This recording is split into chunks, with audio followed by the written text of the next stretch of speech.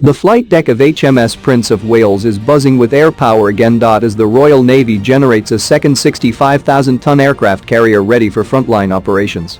The Portsmouth-based warship has spent much of her first fortnight back at sea in the relatively sheltered waters of Lyme Bay conducting aviation trials with the RAF and Commando helicopter force. The ship's company has changed substantially since she last sailed in the spring of 2020 and since her flight deck last welcomed helicopters, so it's been a mix of brushing up on old skills and new experiences for a good number of sailors. Those on the upper deck were treated to the impressive sight of a unique RAF Chinook, proudly sporting a Union Jack tail to celebrate its 40th anniversary in UK service, touching down. The Boeing-built helicopter entered service with the Air Force in November 1980 and has seen action in every major conflict involving the nation's armed forces since. ZD-984 from 27 Squadron at RAF Odiham has just emerged from a maintenance period during which the impressive paint job was applied. She'll support the RAF's Chinook display team at air shows around the UK as the nation shakes off the shackles of lockdown, as well as more regular military duties such as this visit to the Royal Navy off the Devonshire coast.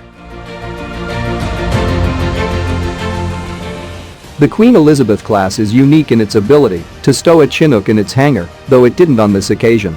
But if required, the 99-feet-long aircraft can be maneuvered onto one of the carrier's two powerful lifts capable of bearing the load of two F-35 jets, or around 350 sailors, and lowered to the hangar deck.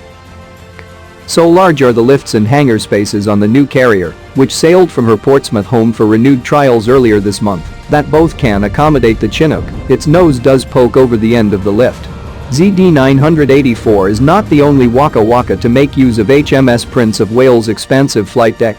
7 squadrons Chinooks have also been helping to train the carrier's air department alongside Commando carrying Merlins of 846 Naval Air Squadron from RNAS Yeovilton.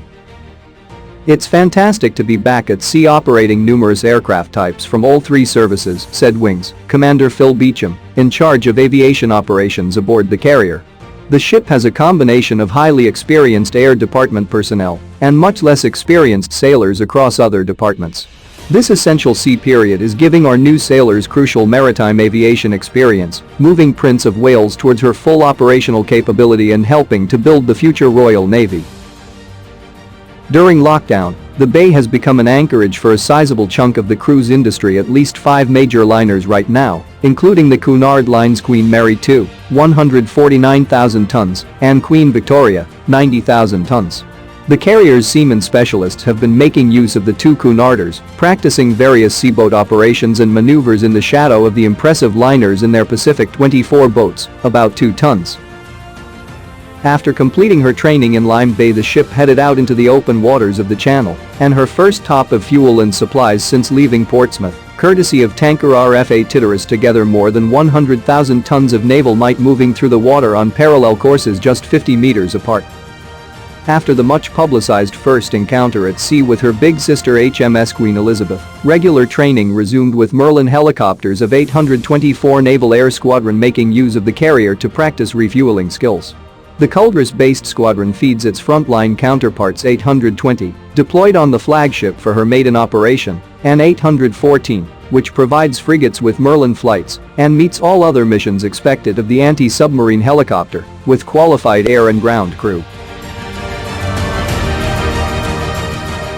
The latest trainee aircrew undergoing the 44-week Merlin conversion course dropped in on the carrier to hone in-flight refueling skills. Topping up the tanks either without landing or by touching down, but keeping the rotors running. Both are a challenging test for ship's aircraft handlers as well as the flyers.